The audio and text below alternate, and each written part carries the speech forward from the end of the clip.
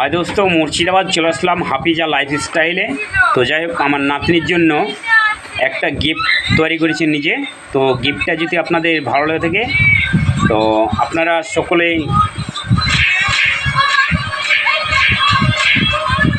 জানাবেন। যদি ভালো লেগে থাকে আপনারা বলবেন, আপনাদের জন্য এই গিফটটা তৈরি করে পাঠানো হবে পার্সেল করে, ঠিক আছে?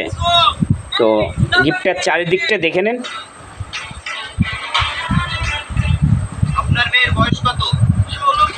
কত সুন্দর, মানে রাউন্ডে ঘুরে।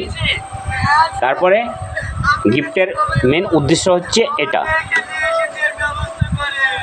দেখতে পাচ্ছেন আপনারা। তো যাই হোক, হাফিজা যাচ্ছে আপনাদের সম্মুখে। হাফিজার হাতে আমি এই গিফটটা তুলে দিলাম। তুলো, গিফটটা তুলে নাও, গোটাটাই তুলে নাও। যাও, তুমি নিয়ে চলে যাও, নিয়ে চলে যাও। তা এই গিফটটা পেয়ে তুমি এধারে ঘুরো, একটু এধারে ঘুরো। আচ্ছা, তুমি এই গিফটটা পেয়ে কি তুমি খুশি? অনেকটা খুশি?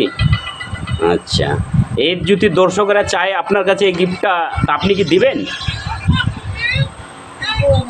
এই ধারে ঘুরে বলেন, দিবেন? এই ধারে তাকান, বলো। মেয়ে গিফটটা দর্শক যদি চাই তো আপনি দিবেন তো? দিবা না?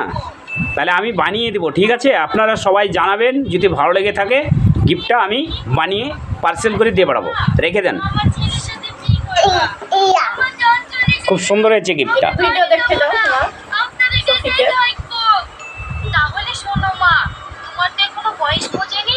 তুমি চাইলেও পুলিশ প্রশাসনের লোক কোনোভাবেই তোমাদের বিয়েটা হতে দেবে না।